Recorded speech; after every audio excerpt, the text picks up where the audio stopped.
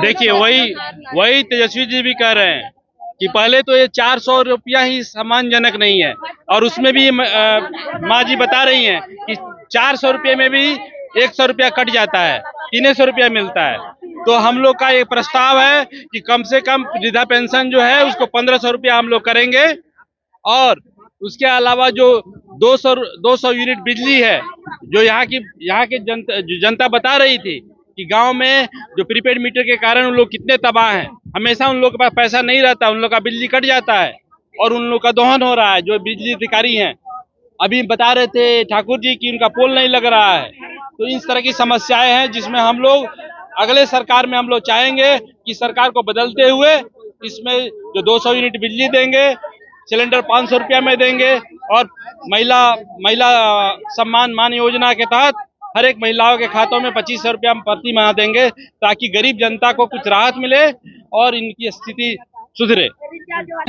जैसे तेजस्वी जी कहते हैं कि आजकल 15 साल की गाड़ी पर भी चलना सरकार मना कर दिया है। जब 15 साल की गाड़ी हो जाती है तो उसको खटारा बोला जाता है, माने कानूनन उस गाड़ी को आप नहीं यूज कर सकते हैं, उसको रद्दी के इसमें भेज देना चाहिए। तो उसी तरह से अब 15 साल क्या 20 साल हो गया है, अब मौका दीजिए बदलाव के लिए। जो नई सत्ता आएगी हम इन सब 4-5 बातों जो बोले हैं, पेंशन का और आपके गैस चूल्हे का, मान सम्मान योजना का जिसमें 1500 रुपये मान सम्मान, जिसमें 2500 रुपये प्रति माह हर एक महिलाओं के खाते में जाएगा, और हर एक महिला बहनें सशक्त होंगी, आर्थिक रूप से कुछ अपना खरीदारी कर सकेंगी, पुरुषों पर डिपेंड नहीं होना पड़ेगा। तो इन सब व्यवस्थाओं के साथ हम लोग चाहते हैं कि बिहार में सत्ता परिवर्तन हो, और बहुत हो गया भ्रष्टाचार का मार, अब दीजिए तेजस्वी सरकार। और तेजस्वी सरकार आएगा तो अभी जो आपके ब्लॉक स्तर पर जो भ्रष्टाचार व्याप्त है, जो आपके हर एक काम में रुकावट बाधा बन रहा है, सबको हटाया जाएगा।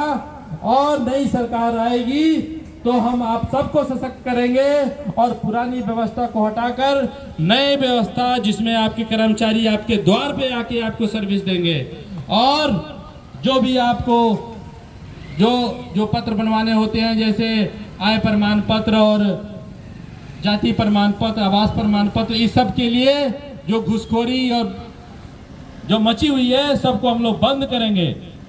इन सब बातों को साथ मैं आपको यही याद दिलाना चाहूँगा कि 10 साल पहले जो मेरे पिताजी थे अजीत प्रसाद कुशवाहा, मैं उन्हीं का पुत्र हूँ, और मैं आपको वादा करता हूँ कि उन्होंने जैसा काम किया उससे बेहतर काम करके मैं दिखाऊंगा और आपका विश्वास जीतूंगा। नगार्जुन कुशवाहा जिंदाबाद, नगार्जुन कुशवाहा जिंदाबाद, अजीत प्रसाद कुशवाहा जिंदाबाद। मैं ज्यादा कुछ नहीं कहूंगा, और जैसे कुंती जी लोग सब मेरे पिताजी को जानते हैं, और जो पुराने बड़े बुजुर्ग हैं उन लोग जानते होंगे उनका कैसा कार्यकलाप था। वो हर एक गांव में जाके आम सभा लगाकर सब प्रॉब्लम का निपटारा करते थे।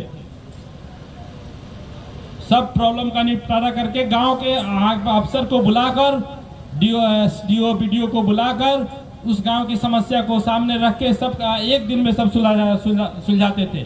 उस तरह की व्यवस्था का हम लोग काम करेंगे।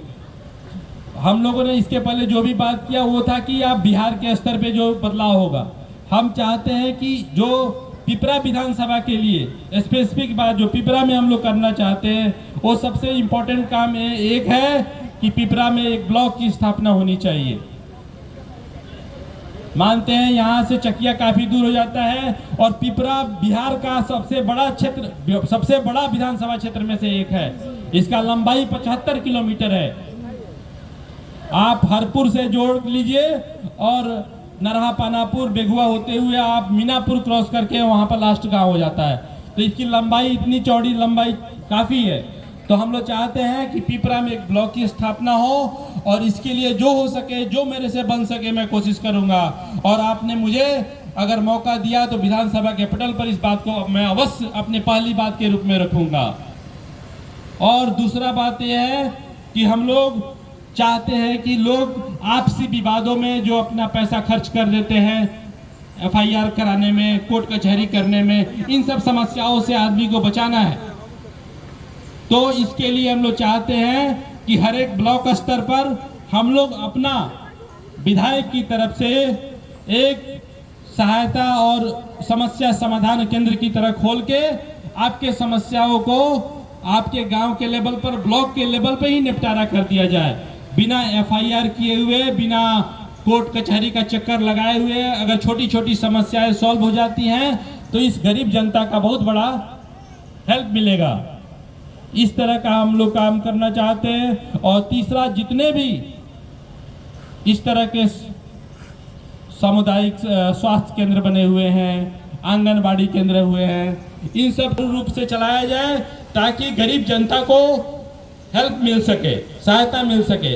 अभी भी बहुत पंचायतों में, बहुत वार्डों में ये आपका आंगनबाड़ी केंद्र नहीं चल रहा है, इसलिए बच्चे इधर उधर घूम रहे हैं, जबकि इसकी व्यवस्था वार्ड स्तर पर होनी चाहिए।